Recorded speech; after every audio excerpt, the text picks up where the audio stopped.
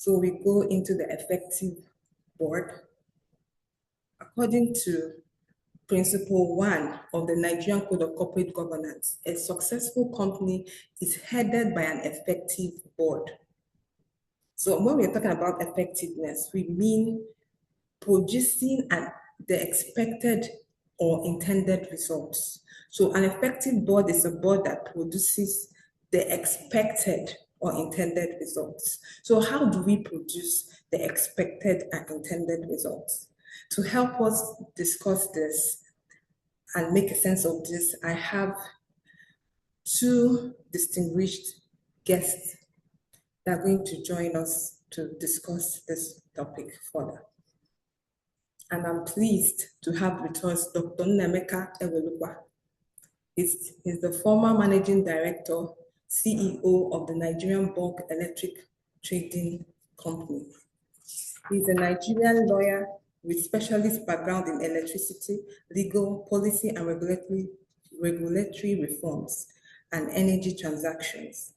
And he has over 25 years cumulative legal, academic, and executive leadership experience. He is the immediate past managing director of Nigerian Bulk Electricity. In this capacity, he led the formulation and implementation of key policy reforms in electricity market from 2020 to 2024. Prior to this role, Dr. Ewelukwa served as the Nigerian Bulk Electricity Trading PLC General Counsel and Company Secretary. Join me to make welcome Dr. Nnaemeka Ewelukwa. Thank you so much, sir. Okay, so thank you very much. Thank you, sir. So let me also make welcome second guest speaker, Mr. Adebola Adebayo. Mr. Adebola Adebayo is a chartered accountant with many years of experience in audit and risk management roles within the Big Four professional firms and financial service firms in Nigeria, in the UK, and across Africa. Adebola's role involves supporting senior business leaders in identification and management of enterprise risk in line with board appetite and legal requirements. Until recently, Adebola was an independent member of the audit committee at Bristol City Council, during which he was chair of the Values and Ethics Subcommittee. Value for money reporting and processes was a focus at that time. He is currently the non-executive director and chair of the Audit and Risk Committee of Business West, a B Corp organization in the UK. He's also the independent member of the Audit and Risk Assurance Committee of the Care Quality Commission, CQC, which is the independent regulator of health and adult social care in England. Join me as I make welcome Mr. Adebola Adebayo. Thank you, Adebola. Thank you. Thank you very much for having me. It's a pleasure to be here. Thank you so much. We are pleased to have you, and we are pleased to have everyone joining us today. So without much ado, we will go into the meat of the matter, and please feel free to drop your questions on the chat. And when we get to the Q&A, we will bring that in. So our first question will go to Mr. Adebola. So what do you believe are the major responsibilities of the board that makes it very important for good corporate governance in times like this? What do you think are the major responsibilities? Briefly. Thank you. Thank you very much, Obi. If one didn't know, they'll think you were reading from my notes this morning when you did your introduction around the responsibilities of the board. So I think it's refreshing to understand that we'll be speaking, we'll be singing from the same hymn sheet, as it were, because we're definitely on the same page. And you've covered it nicely, the key responsibilities of the board. Initially, you broke them into 3, and then you drilled down and then explained the 5, yeah? I also had 5 key ones on my list. Just to remind the audience, the ones you covered are to determine and oversee corporate strategy whilst delivering competitive advantage. You covered risk management. You covered ethical leadership. You spoke to overseeing management, that is monitoring performance and compensation and acting in the best interest of the company and shareholders. So I totally agree with that list. But just to drill down, I would like to drill down on two specifically. The first one, I totally agree. Key responsibility of the board is around developing, articulating, and challenging that vision and strategy of the organization. I think that sits at the top of the pyramid. Um, as the audience, I'm sure, is aware, and you touched on it as well, a typical board is composed of an executive, of executives that do the day-to-day running, and non-executive or independent members that are responsible for oversight and strategic guidance. I think that segregation is very important to effectively meet the business objectives and also regulatory obligations. So that the ability of the collective board, the overall board, to be able to develop that strategy, challenge it, refine it, execute on it, I think for me sits at number one.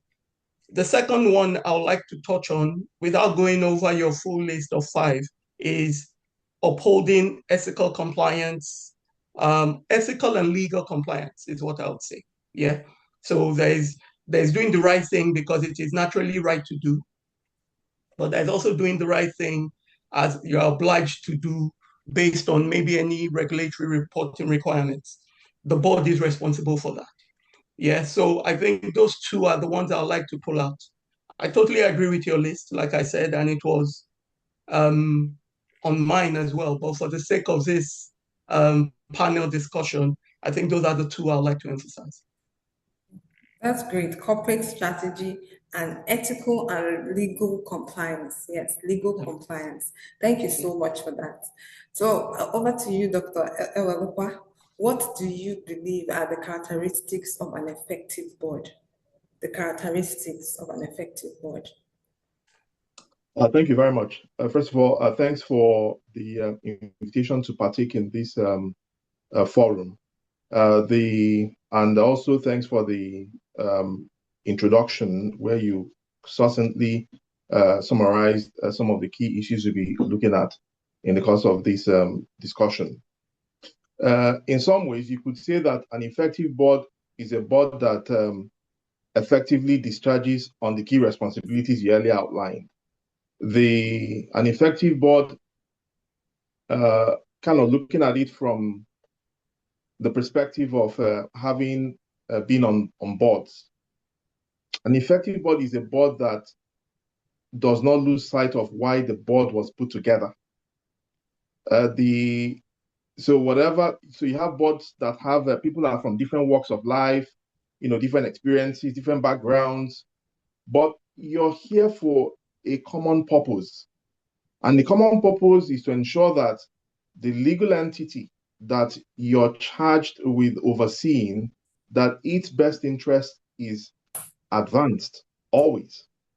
And that means setting aside any other thing that could constrain your ability to take the best decision for this legal entity. It's no different from a parent that kind of looks after the child. You have just one responsibility: make sure that this child gets the best possible attention, that the child stays out of trouble, the child at any point in time is not found wanting as far as what going to school and other things that the child should do. So an effective board is a board that ensures that this legal entity created by shareholders for a certain purpose, that purpose, they always keep an eye on that purpose, ensure that at any point in time, that purpose is never compromised. So that means in your, are you having regular meetings for the purpose of advancing the interest of the company. There are some boards that for some reason or the other, people are busy, etc. If you're too busy to take part in a board, then it's better to respectfully decline membership of the board. But if you have committed to being part of the board of directors, then you have to be present. You don't just, there's some boards where some board members think that they can get away with sending people to represent them. It's not quite the same. When the shareholders picked you as a director, they pick, it's like going to a law firm expecting to be represented by a senior advocate, and then on the day the case comes up in court, senior advocate sends a junior in the office. No, that's not the same. The person that briefed you expecting that you would come with all your experience, all your knowledge, all your wisdom. And so that has to be brought to bear on the work of the board of directors. So you must have regular meetings. You must provide the strategic insight into the work of a company. You must, of course, operate independently. One of the things that damages how boards function is where, which of course, if you look at the Companies and Allied Matters Act, it talks about the concept of shadow directors. People that are not on the board, but somehow are teleguiding what goes on at the board. That defeats the whole interest of the shareholders, because it means that in some ways, as you said, the voice of Esau, but the hands of the voice of Jacob, but the hands of Esau. Yes. So that sometimes happens as well, in which case the board is not independent. The board is sort of leaning on whoever it is that is outside of the board that is teleguiding what happens at the board. And of course, an effective board is a board where there's a mutual respect amongst the board members, and there's no overbearing influence anywhere. So there's some boards where, for some reason or the other, you have some that maybe 2 or 3 board members that may dominate everything. And so the other board members sometimes, in a bid to maintain peace, may simply stay quiet or sometimes even skip meetings, right? Because they don't want any confrontation. So effectively, what that means is that the company is not getting the best from all the members that they put together, because 2 or 3 people have sort of dominated the scene in a way that drowns out other viewpoints. An effective board is a board that has varied skills, competencies, abilities on the board. So that means that, for instance, you may find a board that has some subject matter specialists, and that is very good. But also, that is also balanced by other board members that may not necessarily be subject matter specialists, but they understand governance. They understand the broader environment within which the company operates. And so all these perspectives are designed to ensure that there are no blind spots, because sometimes subject matter specialists have their own flaws, right? Subject matter specialists may develop a tunnel vision. They're not seeing other things. They're not recognizing their blind spots that others that are not subject matter specialists may recognize. An effective board is a board that clearly understands the delineation of responsibility between the board and management. Again, you have boards that are overbearing to the point where it's almost like the board wants to take over the responsibility of management or second-guess management in the discharge of responsibilities. And so that kind of creates a suboptimal environment for decision-making, because what it means is that management really is on a short leash and literally cannot take any decision without reference to the board.